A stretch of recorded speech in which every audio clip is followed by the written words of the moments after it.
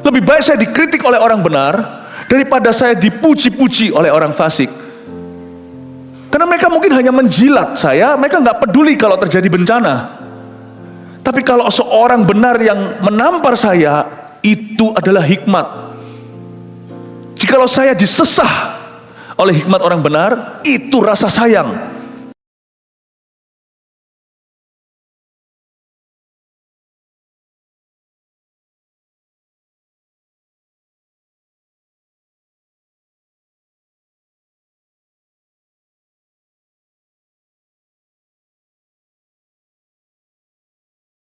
Bulan Juli sudah kami canangkan, kita canangkan sebagai bulan karakter dan kepemimpinan. Jadi khotbah saya seharian ini, tema besarnya adalah leadership character atau karakter kepemimpinan.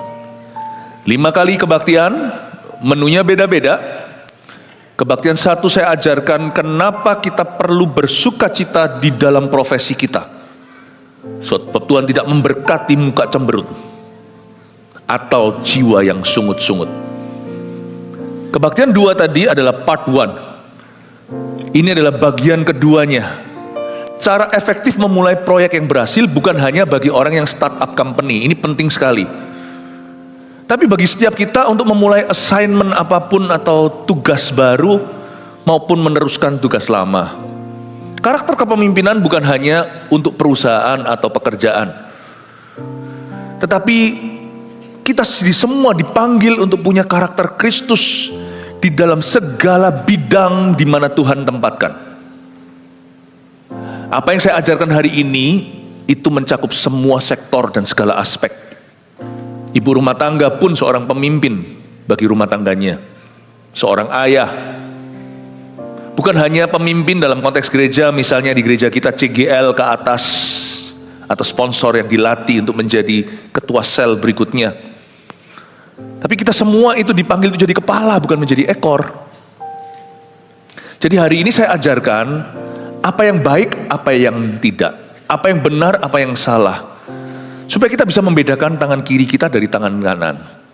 Nah, cara efektif memulai proyek yang berhasil, apalagi kalau kita mendapatkan penempatan baru, bahkan promosi pun bisa menjadi ajang bahaya. Promosi, demosi tergantung attitude-mu atau sikap hati. Ternyata sikap hati kita sekarang in the now, bukan nanti atau dulu, itu lebih berbicara. Dan itu sangat menentukan masa depan kita. Orang bisa salah, kalau dia mau didisiplin oleh Tuhan, Tuhan akan angkat dia lagi. Tapi kalau orang berhasil, misalnya lalu seperti Elia, keesokan hari dia depresi, karena dia tidak jaga hati dalam segala waspada. Hati-hati Bapak Ibu Saudara, your now, hari ini, sangat menentukan dalam kehidupanmu. Nah, saya ajarkan tentang cara efektif memulai proyek yang berhasil. Semua khotbah saya hari ini diambil dari kitab Nehemia. Nehemia bukan full timer, dia bukan seorang pendeta.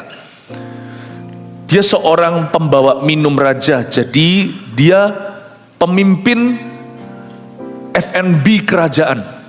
Jadi orang ini tugasnya bukan hanya masak atau campur minuman.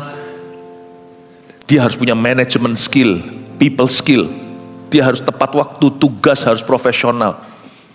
Tapi Nehemia ini bukan hanya orang yang sangat cakap dalam pekerjaannya atau dia benar-benar pakar di bidangnya, tetapi dia itu juga dalam memulai setiap assignment, orang ini begitu jernih. Pada titik sampai saya itu jadikan dia panutan untuk segala tugas yang saya emban dan tugas yang Anda juga emban harusnya. Kita jadikan dia panutan. Bagaimana dia memulai proyek-proyeknya dan setiap proyeknya itu mantap, berhasil. Kalau Anda tidak punya proyek apa-apa, seorang mahasiswa, hidupmu itu proyek Tuhan. Mari kita masuk ke part 2 atau bagian kedua, cara efektif memulai proyek yang berhasil. Tolong dengarkan kalau Anda ketinggalan ibadah sebelumnya dan setelahnya. Karena ini semuanya kalau Anda muncul di tengah-tengah, tidak baca Nehemia, Anda tidak akan gampang nangkap semuanya. Pasti nanti dapatnya cuma 30%. Padahal Tuhan mau bicara kepada Anda itu 100%. Kita lompat langsung ya. Nehemia pasal 2. Saya baca dulu ayat-ayatnya. Kali ini ayat 17-20, penghabisan pasal 2. Saya baca. Berkatalah aku, Nehemia ini, kepada mereka, mereka ini para penguasa pemuka bangsa, orang-orang Israel semua. Kamu lihat kemalangan yang kita alami, yakni Yerusalem telah menjadi reruntuhan dan pintu-pintu gerbangnya telah terbakar. Mari kita bangun kembali tembok Yerusalem supaya kita tidak lagi dicela. Ketika aku beritahukan kepada mereka betapa murahnya tangan Allahku yang melindungi aku, dan juga apa yang dikatakan Raja kepadaku, berkatalah mereka, kami siap untuk membangun. Dan dengan sekuat tenaga mereka mulai melakukan pekerjaan yang baik itu. Ketika Sanbalat orang Horon dan Tobia orang Amon pelayan itu dan Geshem orang Arab mendengar itu, mereka mengolok-olokkan dan menghina kami. Kata mereka, apa yang kamu lakukan itu? Apa kamu mau berontak ya terhadap raja? Aku menjawab mereka, kataku, Allah semesta langit, dialah yang membuat kami berhasil. Kami hamba-hambanya telah siap untuk membangun, tapi kamu tak punya bagian atau hak dan tidak akan diingat di Yerusalem. Ya, karena Anda masuk di tengah, maka saya coba review dulu supaya Anda tidak ketinggalan banyak. Nehemia ini seorang yang bergerak di bidang F&B, tapi Tuhan kasih dia beban lain. Bayangin orang yang ngertinya memasak hidangan, minuman, tiba-tiba harus jadi seorang arsitek. Yang urusannya pembangunan nggak main-main lagi. Meskipun nggak sebesar tembok China, tapi dia membangun tembok di atas puing-puing reruntuhan Yerusalem. Dan tembok itu zaman itu penting sekali sebagai defense karena zamannya belum zaman roket. Jadi tidak punya tembok itu seperti rumah yang mudah dirampok. Dan tembok Yerusalem adalah national pride atau kebanggaan Yerusalem. Dan Nehemia tiba-tiba mengadopsi sebuah plan, sebuah rencana yang dia belum pernah lakukan sebelumnya. So be open, terbukalah untuk cara baru Tuhan memakaimu. Jangan berkata, aku sudah tahu semuanya, aku sudah coba semuanya. Masih ada hal-hal baru yang Tuhan hendak percayakan. Tapi itu bukan idemu, nanti itu akan pada waktunya, kesempatan itu datang mengetuk pintumu. Nehemia dipakai di luar zona nyamannya. Nah, ketika dia memulai dengan berdialog dulu dengan Baginda, Raja Persia, dia itu berada di Irak, Iran sana. Kerajaan Medo Persia adalah kerajaan penjajah. Setelah Babilonia takluk, maka Persia, Iran, zaman dulu itu adik kuasa. Dan mereka itu menguasai itu besar sekali belahan bumi. Dan dia ada di situ sebagai orang Yahudi. Dan dia menjadi orang kepercayaan Baginda. Dan setelah itu, suatu hari, mukanya murung padahal nggak pernah terjadi. Ini bukan tipe orang kalau kerja itu setengah-setengah. Orang ini tidak pernah ada cacat celah. Tiba-tiba waktu dia sedih, raja perhatikan, something is wrong with you. Singkat cerita, keajaiban terjadi. Raja mengabulkan apapun permintaannya. Nggak masuk akal.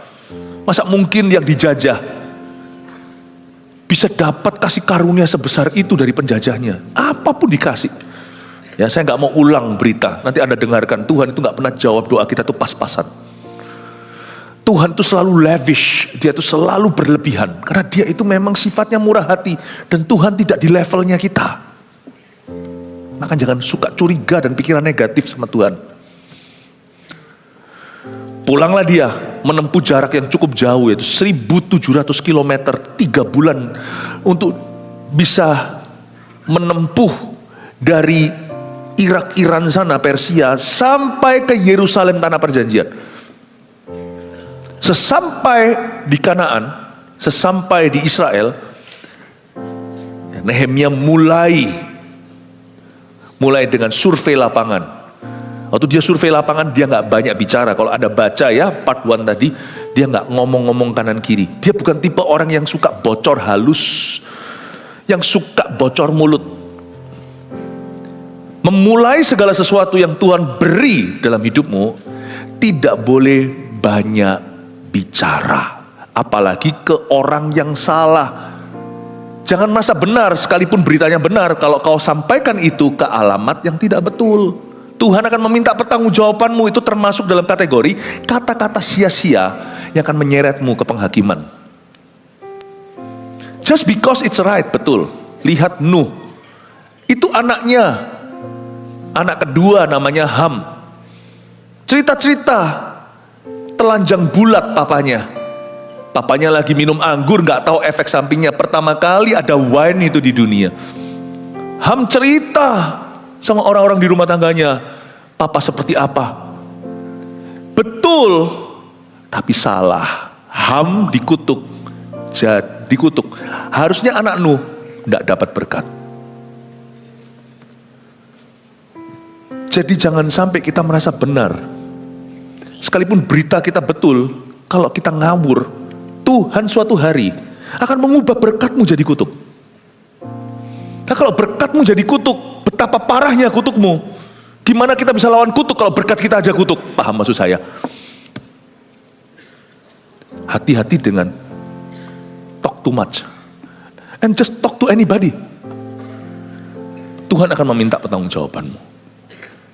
Karena itu orang kalau memulai sesuatu dengan Roh Kudus, jangan kita hanya gembar-gemborkan, yang penting akhirnya. Betul, buat apa kita memulai dengan benar, mengakhiri dengan salah. Memulai dengan roh, mengakhiri dengan daging, I know. Tapi memulai dengan betul, itu juga penting loh. Banyak rumah tangga itu hancur karena permulaannya salah.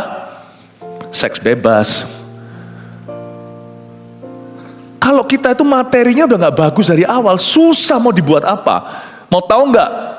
Ada barang-barang tertentu karena materi dasarnya itu bagus. Gak bisa dilawan lah. Tapi kalau sudah rusak ya, mau dokter, seorang surgeon, ahli operasi yang paling mahir, paling pakar di dunia ini, paling mahal. Kalau memang sudah patah-patah, mau difermak, mau digimanain juga ada batasnya. Ya kan? Tapi kalau orang asalnya sudah sehat, bukan hanya kesehatan, tapi kebugaran, benar-benar fit. Waduh, banyak deh yang bisa kita lakukan dengan orang itu. Kalau kain itu udah mahal, istilahnya bagus pol gitu ya. Ya udah, dibikin apa aja pasti jadi bagus gitu kayaknya. Bukan berarti cari yang mahal, bukan. Materi dasar itu penting. How you begin itu sama penting dengan how you finish. Bagaimana kau memulai sama penting dengan gimana kau mengakhiri. Hati-hati, ya. Jangan banyak gini gitu. Saya tunjukkan dulu kalau boleh ya. Saya belum request ini, tapi kalau kalian, kalau yang multimedia bisa cari. Munculkan poin 1-7 dulu, munculkan ke 7-7-nya di sini, karena nanti 8, 9, 10 adalah porsinya ibadah ini. Nanti tunggu saya berikan renungannya dulu. Silakan 1-7 munculkan. Yang part 1 dulu tadi ya. Tadi saya agak ada beritahu dari khotbah sebelumnya. Anda bisa foto aja nanti.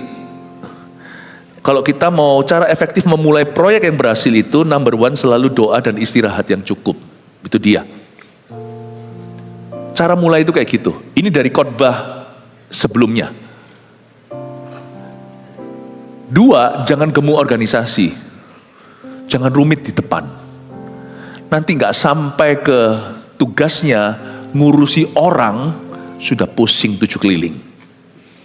Jangan gemuk di depan. Jangan banyak bicara.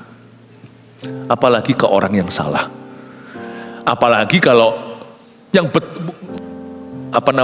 beritanya betul aja, ke alamat salah aja nanti ada konsekuensi. Apalagi kalau beritanya salah, mentah-mentah fitnah, ampun sudah, kita itu berarti berada di sisi setan, karena setan itu bapak pendusta. 4, hindari komplikasi atau kontroversi. Orang bijak pun tidak bisa total menghindari ini, karena di dunia ini penuh dengan manusia yang iri. Dapatkan survei dan informasi yang akurat. 5, jadilah manusia fakta. Kalau Anda tidak bisa cari fakta dengan betul, jangan gampang percaya. 6, mulai dengan satu rencana dan tindakan nyata. Jangan rencananya itu muluk-muluk tapi tidak pernah melakukan apa-apa. Always start simple, sederhana. Cara efektif memulai proyek yang berhasil. 7, tunggu waktu Tuhan sebelum ke publik. curhat ke alamat salah aja jangan, apalagi ke media sosial. Profilnya kasih emoji yang marah. Orang jadi tanya marah sama siapa. Jangan jadi teka-teki. Bukankah di gereja kita diajari selalu untuk menjadi bagian dari jawaban, bukan bagian dari pertanyaan? Jadilah jawaban bagi orang lain. Jadilah solusi, bukan bagian dari persoalan. Jangan lempar bola panas, karena bola itu akan kembali kepadamu. Karena Alkitab mengatakan, give, it will come back to you. What do you give? Tabur, kau akan tuai. Hati-hati apa yang kau tuai. Jangan menabur begitu. Oke, sudah ya. Sekarang kita masuk ke pengajaran ini. 8, 9, 10, 3 poin ini penting sekali untuk setiap kita dalam memimpin kehidupan. Juga akan sangat aplikatif praktis untuk orang-orang yang mau start something, untuk memulai sesuatu. Kita lihat ayat 18. Ketika ku beritahukan kepada mereka, tunggu, katanya nggak boleh banyak bicara, kok ini beritahukan. Ku di sini kan Nehemia, mereka di sini kan para penguasa, atau mereka ini orang-orang Yahudi yang ada di tanah perjanjian.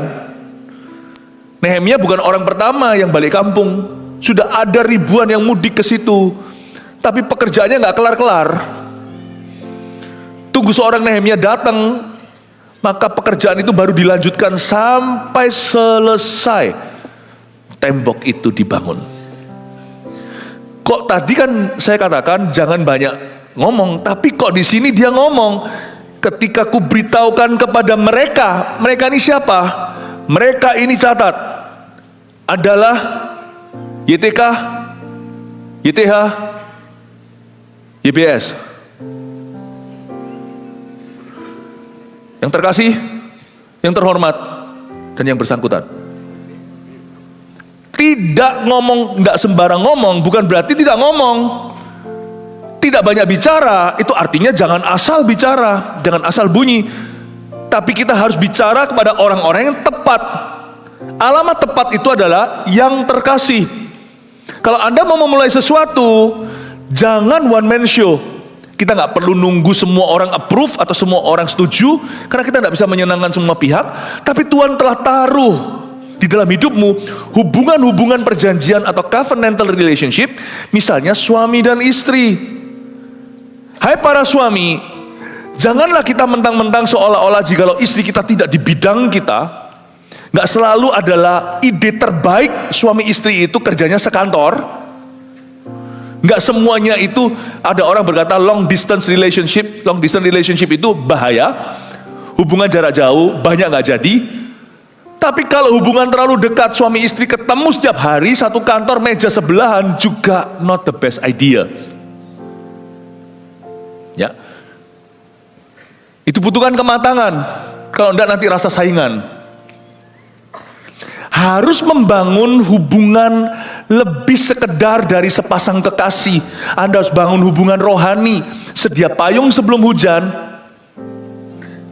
Jangan nanti suami itu dan istri hanyalah suami istri. Jadilah rekan doa. Dan belajarlah berkomunikasi. Jangan remehkan pasanganmu. Meskipun jikalau dia tidak sebidang denganmu, di mata Tuhan, Alkitab mengatakan dialah teman seperjanjian. Dia adalah life partnermu. Sekalipun dia nggak tahu setiap detil-detil urusan pekerjaan Anda. Mungkin misalnya sebagian antara kita, istri kita adalah ibu rumah tangga. Tapi seperti istrinya Pilatus, kalau suaminya mau dengarkan dia, Pilatus tidak akan melakukan dosa yang begitu kekal dengan menyerahkan Yesus. Istrinya bilang, aku tuh tersiksa karena orang benar ini. Semalam aku mimpi. Mungkin justru lebih baik istri tidak tahu semua yang kau kerjakan, supaya dia bisa jadi spion kiri atau spion kananmu. Dia bisa menjadi blind spot. Dia bisa melihat blind spot atau area yang tidak kelihatan. Saya dulu pada waktu pertama kali nyetir itu belajar di Kanada. Jadi diajarin kalau saya mau ganti lane, ganti jalur, itu saya harus noleh gini. Saya ngapain noleh ada spion? Ternyata sekali saya nggak noleh, di sebelah saya ada sepeda motor, nggak masuk di spion. Itu namanya blind spot. Itu termasuk yang tidak bisa ditangkap oleh spion kanan atau kirimu, karena dia terlalu dekat di sampingmu. Itulah tugasnya pasanganmu. Blind spot. spotmu. Dia mungkin tidak tahu paper-papermu, nggak tahu notarisan terakhir, nggak tahu urusan ini itu, tapi dia ngerti suaminya, dia tahu hatinya. Dia tahu kalau suaminya udah nggak bener, dia tahu ambisiusnya, dia ngerti kelemahan-kelebihannya. Jangan tinggalkan YTK yang terkasih. Nanti kalau dalam masalah, kita bisa terjerumus ke masalah yang lebih serius. Karena kita living our spouse out. Kita mengeluarkan dia dari, bukan mungkin meja direksi, mungkin bukan, tapi dari perjanjian Allah dengan dirimu. Mengeluarkan dia dari ruangan keputusanmu. Don't do that. Tuhan tidak memberimu pasangan di situ itu untuk nama makan atau hanya untuk melahirkan anak. Emangnya ternak. Tuhan taruh dia di sana sebelahmu, itu harus tahu statusnya. He's your life partner. Berarti dia teman seperjanjian. Allah tidak akan melakukan sesuatu kalau tidak memberitahu dulu. Tuhan itu maha kuasa aja mau lakukan sesuatu. Hubungan Tuhan dengan Abraham itu juga teman perjanjian. Hubungan kita dengan istri kita, suami kita, itu juga teman seperjanjian. Tetapi juga sepasang kekasih, suami istri. Tuhan mau bakar Sodom Gomora, mau hukum aja ngomong sama Abraham. Kita siapa? Nggak ngomong sama pasangan kita. Nanti kalau kita diberkati, berkat itu nggak langgeng juga. Pasti salah investasi, 100%. Mungkin kita pandai berbisnis, tetapi setelah dapat income, kita itu tidak imbang. Ambisi kita, kekuatan kita yang membuat bisnis itu jadi, juga akan menjadi kejatuhan kita waktu kita investasi. Kita mau ngebut terus. Mungkin istri spion kanan atau spion kirimu berkata tahan. Yang ini harus long term. Jangka panjang, tidak boleh semuanya spekulasi. Istri lebih memikirkan keutuhan keluarga. Suami, ayo resiko. Coba lihat kalau papa mama main, ini stereotip, ini saya stereotyping ya, stereotipe. Nggak selalu gitu ya. Anak saya kalau main sama maminya dulu masih kecil itu rapi. Kalau sekali saya masuk kamar main sama mereka, hancur tuh kamar. Anak saya lempar-lempar, wah, senang. Dulu, sekarang gak kuat ngangkat anak saya yang gede-gede kayak gitu. Papa laki itu selalu risk taker, mengambil resiko. Mama selalu mikirkan lebih hati-hati. Coba bayangkan kalau semua di tangan orang yang beresiko. Hancur itu. Nanti di tangannya. Jadi lalu hancur besoknya. Coba semuanya di tangan orang yang hati-hati. Yang gak akan terjadi akselerasi. Bukankah ini digabung jadi satu, jadi dinamis duo? Kenapa dalam keputusan-keputusan besar misalnya finansil, istriku tidak tahu apa-apa. Pasti nanti berkatmu tercuri 100%. If you don't honor your covenant, God will not honor your blessing. Kalau kita tidak menghargai, menghormati hubungan perjanjian, Allah juga tidak akan menghargai berkat yang ada di tanganmu. Saya ingin katakan bukan hanya YTK, tapi YTH juga yang terhormat. Allah juga meletakkan tudung-tudung payung. Berbahagialah Anda kalau Anda punya orang tua yang berprinsipkan firman. Itu suatu advantage yang luar biasa. Sedangkan orang tua yang tidak Kristen pun kalau dia punya common sense atau punya pengetahuan yang sifatnya umum, tetapi pengetahuan itu baik, itu tetap adalah hikmat Allah, tapi belum sampai pada taraf pengenalan akan Tuhan. Perkara rohani mungkin Anda jangan contoh beliau-beliau berdua, papa mama yang belum kenal Yesus. Tapi mungkin ada beberapa hal dari pengalaman mereka itu, pengetahuan umum itu pun dari Tuhan, itu untuk menjagamu. Coba lihat Musa. Yetro itu adalah seorang imam non-Israel. Dia nggak ngerti, dia belum tahu dan belum mengenal Allah Israel, tapi dia punya hikmat luar biasa. Musa kan? Ya masa dipanggilnya Mumu, sapi nanti. Mus, ya. Kamu kayak gini, papa kasihan sama anak papa, nanti bisa jadi janda muda. Kamu bisa mati berdiri, semua kamu tanggulangi. Jemaat yang kamu layani atau umat Allah yang dipercayakan, kan dia kan kagum sama Allah Israel, mulai kagum, karena tahu yang namanya Musa menantunya ini membelah Laut Merah, tidak pernah terjadi kayak gitu. Dia tahu Allah Israel adalah Allah yang hidup. Tapi dia kasih masukan. Sekalipun Musa dahsyat. Papa mungkin sudah makan asam garam. kamu kayak begini, ilmu organisasi, kamu ndak akan tahan. Kamu bagi kayak pemimpin ribuan, ratusan, puluhan, nanti yang kamu nggak sanggup ini naik ke atas, naik ke atas, naik ke atas. Yang paling ujung nggak sanggup lagi baru naik ke kamu. Namanya hikmat Yitro. Musa dengarkan. Karena semua pengetahuan yang baik, semua hikmat yang baik, semua common knowledge atau pengetahuan yang umum yang baik itu dari Tuhan. Tapi Musa tidak cari tahu tentang Yahweh, Allah Israel, di zaman perjanjian lama itu dari mertuanya. Karena mertuanya tidak kenal Tuhan. YTH yang terhormat. Apalagi kalau orang tua Anda itu takut akan Tuhan, dengarkan. Meskipun yang namanya dari manusia tetap harus diuji semua dengan firman. YTH juga ada gembala, pemimpin rohanimu. Andai kata ya, bukan berarti terlalu hati-hati ya. Andai kata kita sebelum mulai misalnya startup bisnis nih, gak ada salahnya karena Alkitab berkata di kitab Amsal, satu perkara itu dimenangkan dengan banyaknya nasihat. Kata banyak nasihat itu bukan volume. Banyaknya nasihat itu banyaknya nasihat yang sehat. Itu bukan tentang volume tapi kualitas. Misalnya ada sebuah panel gitu, YTK, YTH, YBS yang bersangkutan ditaruh di panel itu. Anda presentasi dulu rencana Anda, dikritik habis mungkin. Lebih baik saya dikritik oleh orang benar daripada saya dipuji-puji oleh orang fasik. Karena mereka mungkin hanya menjilat saya, mereka nggak peduli kalau terjadi bencana. Tapi kalau seorang benar yang menampar saya, itu adalah hikmat. Jikalau saya disesah oleh hikmat orang benar, itu rasa sayang. Andai kata sebelum kita melangkah, kita konsultasi dulu, tentunya harus dengan Tuhan. Tapi Tuhan akan memakai advisor ini. Terutama YTK yang terkasih, YTH yang terhormat. Lalu Anda komunikasi, katakan komunikasi. Mereka pasti Anda akan luput dari segala hal yang Anda lalui sekarang dan Anda sesali. 100% pasti luput. Bukan berarti super hati-hati, enggak. Orang yang penuh Roh Kudus pasti ambil resiko yang penting dan resiko yang perlu. Kalau memang itu sesuatu dari Tuhan, kenapa Anda takut diuji? Kalau memang dari Tuhan, luluslah. Orang yang punya roh Tuhan dari YTK yang terkasih maupun YTH yang terhormat, pasti akan merasa sama-sama sreg. Go. YBS yang bersangkutan. Kalau nggak bersangkutan, jangan bicara. Dia panggil orang-orang ini, coba lihat lagi ayat 17, berkatalah aku. Siapa bilang gak ngomong? Gak banyak omong, bukan berarti gak ngomong.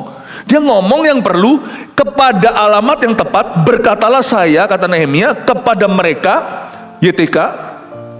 Ya ini tidak ada YTK-nya, tapi ini YBS yang bersangkutan. Dia ngomong sama orang-orang Israel dan penatua-penatua di antara mereka, kamu lihat kemalangan yang kita alami. Yakni Yerusalem telah menjadi reruntuhan dan pintu-pintu gerbangnya telah terbakar. Dia komunikasikan visi misinya dengan jelas.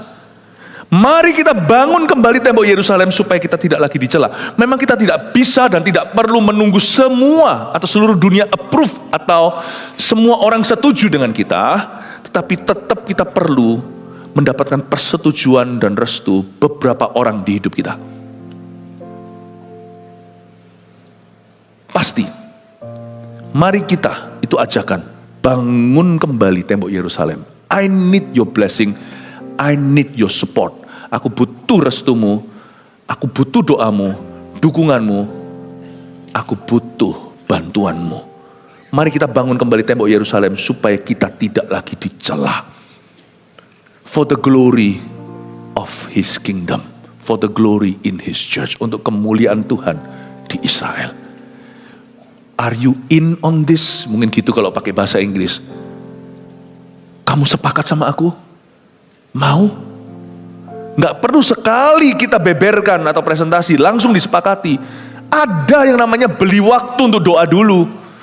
Memulai segala sesuatu, baik continue sesuatu yang sudah ada, ataupun di tempat baru, ataupun kita sempurnakan yang lama, apapun juga di setiap milestone atau setiap kilometer-kilometer kita berhenti untuk uji lagi, kita butuh yang namanya dukungan orang-orang tertentu di hidup kita. Dan selalu harus beranjak dari doa, doa. Segala sesuatu yang dari Tuhan selalu nafasnya adalah doa. Tapi doa saja nggak berhenti di sana.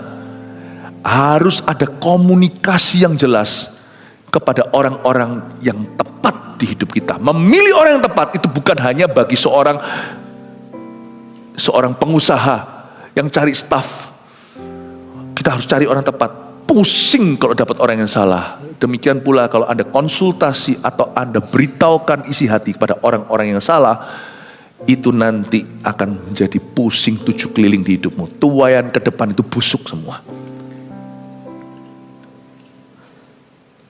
Dia di Nehemia, kalau Anda baca di ayat-ayat sebelumnya, dia tidak ngomong sepatah kata pun.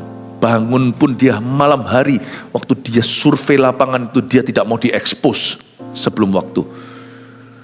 Dia bukan cari orang-orang yang apa-apa gembor-gembor di depan, hening tak terdengar, tiba-tiba terlaksana rencananya. Ini bukan berarti orang yang gerilya untuk perkara yang salah, tapi orang yang mapan dengan rencananya. Dia tidak perlu rame-rame, tidak perlu flamboyan. Yang penting tindakan nyata. Kalau Anda baca ya, tapi tiba-tiba di ayat 17, seolah-olah dia berubah haluan. Dia panggil beberapa orang. Saya yakin itu pun dengan doa. Lalu dia cerita, kalian tahu Yerusalem sudah jadi reruntuhan. Aku berniat untuk membangunnya. Will you support me? Nehemia gak mentang-mentang, aku sudah dapat restu dari raja. Kalau Anda baca pasal sebelumnya, dia sudah dapat surat, dia sudah dapat surat ajaib itu dari raja adikuasa. Dia sudah mendapatkan stempel raja. Dia nggak mentang-mentang. Dia sudah dapat rencana ini dari Tuhan karena ada ayatnya. Rencanaku untuk Yerusalem yang Allah taruh di hatiku. Dia tetap mencari perkenanan manusia, bukan dapatkan persetujuan semua orang. Tapi dia pilih-pilih. Ada orang-orang di dalam hidupku yang adalah YTK, YTH, YBS. Orang-orang ini tidak boleh ketinggalan. I need them in this project. Aku butuh. Dibutuhkan seorang yang rendah hati. Bayangkan orang seperti Nehemia yang serohani ini aja tetap butuh dukungan orang lain. Ini menegur kita sebagai suami yang seringkali ego kita lebih tinggi. Kita membuat keputusan gegabah. No one but yourself membuat keputusan itu. Your parents don't know. Orang tuamu gak tahu. Istrimu gak tahu. Orang lain gak tahu. Bahkan Tuhanmu pun gak tahu. Mungkin gak kau beritahu. Dia mah tahu. Tapi gak kau beritahu. When you make a decision dengan gaya solo seperti ini, 100% there will not be God's approval on it. 100% gak akan ada approvalnya Tuhan. Siap-siap tuh. Kalau itu berhubungan dengan uang. Uang itu kasih sayap. Nanti cepat lambat melayang. Tolong kasih sayap. Tapi kalau yang hilang hanya uang, kalau kesempatan, kalau kepercayaan. Orang Jawa Tengah bilang, piye, gimana? Kalau yang hilang itu kepercayaan. Kesempatan tidak bisa kembali. The way we make a decision, bagaimana kita mengambil keputusan sebelum kita menjalankan rencana kita, itu penting sekali dan itu menentukan. Makanya cara efektif untuk memulai suatu proyek itu bukan terlalu hati-hati. Kita tunggu semuanya kondusif. Siapa memperhatikan awan atau tidak akan pernah menabur, kata pengkhotbah. Ada orang itu yang tunggu sampai semua orang gimana nanti tiba-tiba ada satu suara yang miring, suatu suara yang serong, langsung dia goyang. Ya jangan mimpin lah, jangan mulai apa-apa kalau kamu begitu lemah. Bukan lemah lembut, begitu lemah lunglai. Kalau kau tidak bermental baja, kau tidak akan mulai apa-apa. Mau ke sini orang ngomong begitu, ganti pikiran. Itu orang pelin-pelan. Yakobus ada ngomong tentang orang itu. Orang yang mendua hati, janganlah kira dia bisa terima apa-apa dari Tuhan. Bahkan dia gak damai hatinya, gak tenang. Terombang-ambing seperti ombak. Bukan berarti kita harus dapatkan persetujuan seluruh dunia. Tapi kita harus mengerti dalam hidup kita. God put some individuals in our life to guard us. Tuhan taruh herder-herder di hidup kita. Shepherd-shepherd. Dan bangunlah hubungan demikian suami istri terutama. Jangan Ananias dan Safira, tapi hai Priscilla dan Aquila. Saling melengkapilah. Makanya bersyukurlah suami istri yang sama-sama berdoa, sama-sama ke gereja, orang tua anak yang sama-sama ke gereja, berbahagia. Bangun hubungan itu lebih dari sekedar kekasih. Jadi rekan doa, jadi komunikasi. Sekalipun mungkin istri gak sebidang, suami gak sebidang gak apa-apa. Tapi sehati, gak sebidang it's okay, tapi sehati. Buat apa daripada sebidang tapi gegeran terus gak sehati. Meja kiri kanan sebelah-sebelahan tapi tukaran. Tapi mesti sehati, dan tidak ada orang bisa sehati kalau tidak transparan. Tanpa transparansi tidak bisa sehati. Mustahil. Sehati tidak bisa dicapai di tempat remang, tapi hanya bisa terlaksana di tempat terang. Ubah caramu. Karena sekarang kita ngerti kalau kita operasi. Karena firman Tuhan itu seperti MRI atau seperti CT scan yang paling hebat. Dengan slice-nya itu yang tak terhingga, tidak ada mesin seperti itu. Sekarang kita ngerti kan, kenapa kalau kita lihat ke belakang, kalau kita mau jujur evaluasi kegagalan kita. Kenapa ya kok ini seolah gak direstui. Sekarang kita ngerti kan. Masalahnya bukan di keputusan bisnismu, keputusan profesional. Bukan. Masalahnya ada ketimpangan dalam kehidupanmu. Dan itu soal hubungan. Makanya ada Alkitab berkata, kalau kamu tidak beres-bereskan, baru kembali memberikan persembahan. Atau berdamailah atau bersatulah dengan pasanganmu supaya doamu jangan terhalang. Sekarang kita ngerti YTK yang terkasih. Gak tahu ya, betul gak YTK kalau tulisan? Atau YKK yang kami kasih? YTK kan? Ingat YTK-mu. Dan ingat YTH-mu yang terhormat. Dan ingat YBS, betul ya YBS ya? Yang bersangkutan. Tolong coret YTBS yang tidak bersangkutan. Ngapain ngomong-ngomong sama itu? Kau hanya akan menuai hukuman. Belum lagi orang itu akan menuai hukuman juga. Karena percaya sebuah dusta yang tidak teruji atau hanya gosip melulu. It's got nothing to do with them. Don't talk to them. Bukan gak ngomong sama mereka gak nyapa. Don't talk to them about anything. It's got nothing to do with their growth. Jangan ngomong apa-apa dengan siapapun yang tidak ada hubungannya dengan pertumbuhan rohaninya. Engkau hanya akan bahasa Ibrani ngeriwui. Ngeriwui itu apa? Ini kan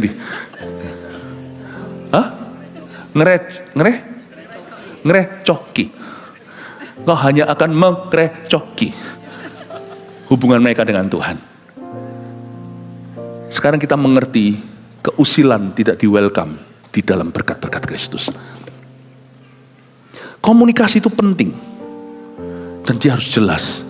Anda harus bisa mengkomunikasikan visi dan misi. Kalau tadi di kebaktian-kebaktian sebelumnya saya ada jelaskan, ada hal-hal tertentu yang harus Anda bisa bahasakan. Hati, pikiran, struggle, pergumulan. Tapi kalau komunikasi pada orang yang tepat, Anda harus jelas. Tidak perlu fasilida, Anda harus langsung aja straight to the point. Kalau Anda berdoa dan orang yang tepat Tuhan sudah siapkan, Anda tidak perlu fasilida, presentasinya super jelas.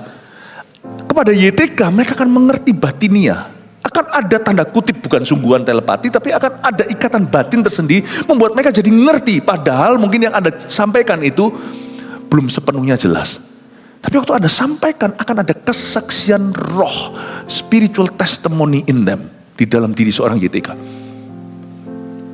Nah ini yang juga yang dilakukan, mari kita sekarang bedah di ayat 18, apa saja yang disampaikan oleh Nehemia kepada YTH, YBS yang bersangkutan itu, ketika aku beritahukan kepada mereka, pertama, betapa murahnya tangan Allahku yang melindungi aku, dan juga apa yang dikatakan Raja kepadaku, jangan lupa dia sudah dapat stempelnya Raja, jadi sudah ada episode sebelumnya di pasal pertama, ketika Nehemia berdialog dengan Raja dan Baginda memberi stempel, Baginda sudah menuliskan surat, yang dibawa kepada bupati-bupati di tepi sungai Efrat.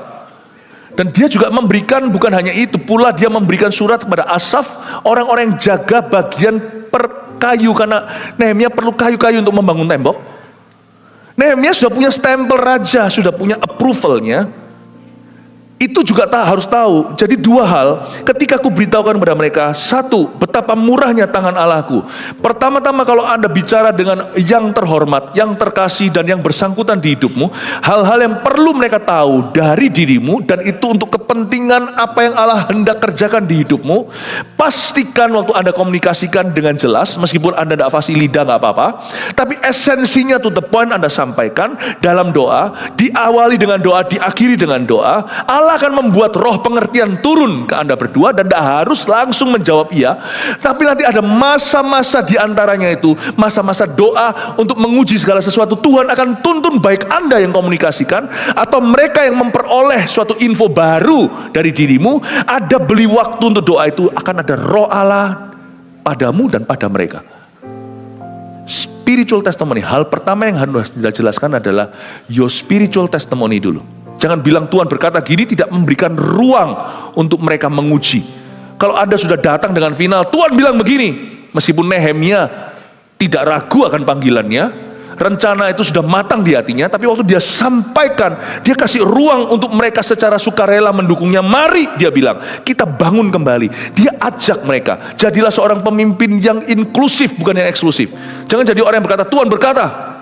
No, jadilah seorang team player. Dalam saya mengambil keputusan termasuk super conference misalnya, meskipun saya harus dapat dulu, kalau saya tidak memimpin, orang lain juga tidak akan jalan. Tapi waktu saya ketemu sama tim yang ada, saya floorkan, saya kasih ruang untuk mereka memberikan inputan pada orang-orang yang saya percaya. Dan mereka bukan yes man dalam hidup saya. Makanya lahir sesuatu yang tiada duanya kemarin. Pertama, Anda harus jelaskan dari sisi rohani. Kalau Anda tidak doa, yang pertama ini Anda bisa coret, tidak akan ada. Dia berkata, ku beritahukan pada mereka betapa murahnya tangan Allahku. Dia ngomong dulu dari sisi apa yang dia dapatkan dan dia rasakan dari Tuhan. Tidak tutup pintu. Thus saith the Lord. Demikianlah firman Tuhan. Ya sudah, bukan rapat namanya kalau satu arah begini. Tapi juga bukan demokrasi. Dia sampaikan, tapi dia undang, mari kita sama-sama gumuli hal ini. Tapi dia ceritakan dari sisinya, pengalamannya dengan Tuhan untuk perkara ini. Dan itu menjadi bahan pertimbangan yang sangat penting. Orang akan bisa menangkap, karena YTH tidak bisa kau kibuli. YTK tidak bisa kau tipu. They know you.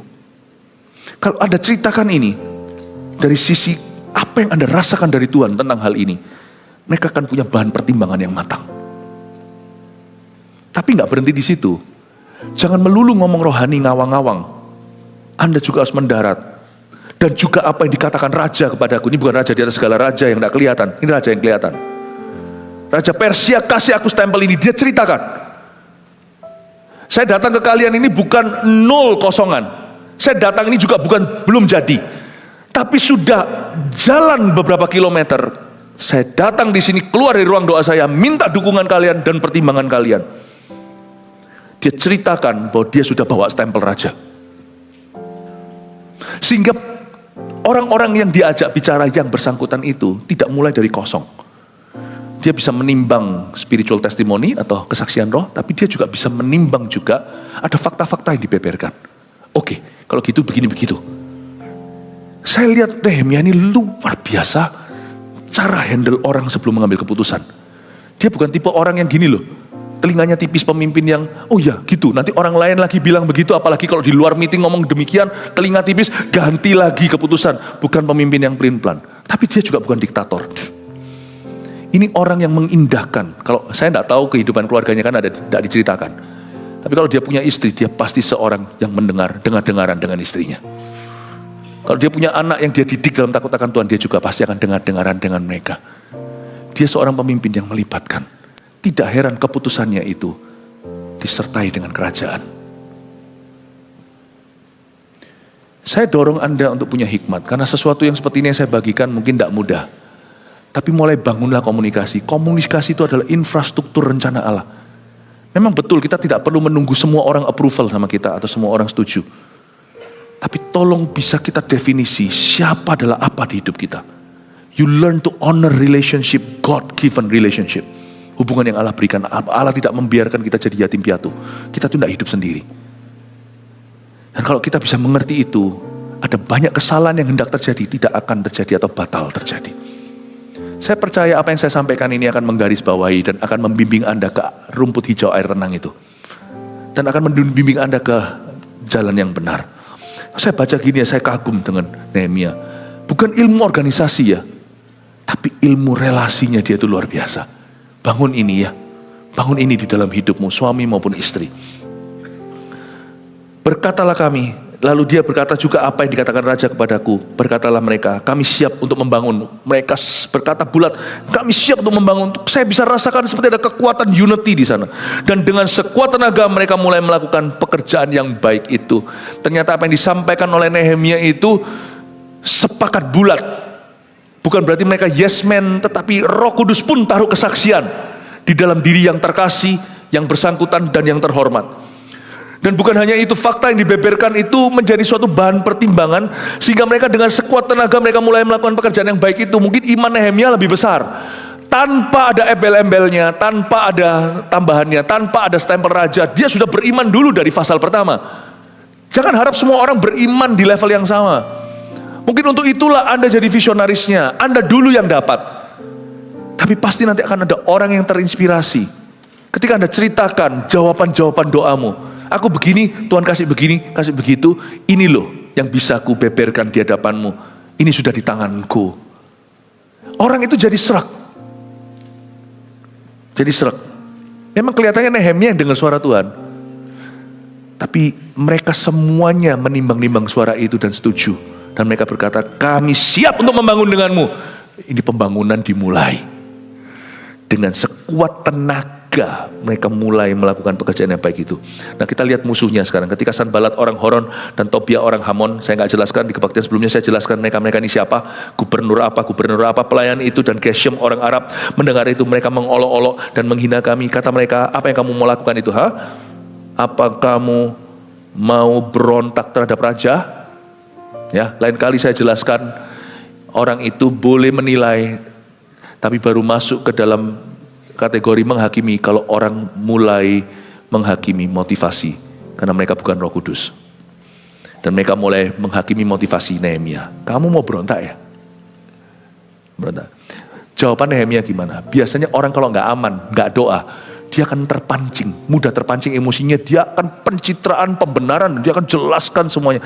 Kalau Anda ditemukan dalam sebuah hubungan, atau kalau Anda ditemukan dalam suatu keadaan di mana Anda harus mengusahakan, ya, Anda harus mengusahakan untuk orang lain mengerti dirimu.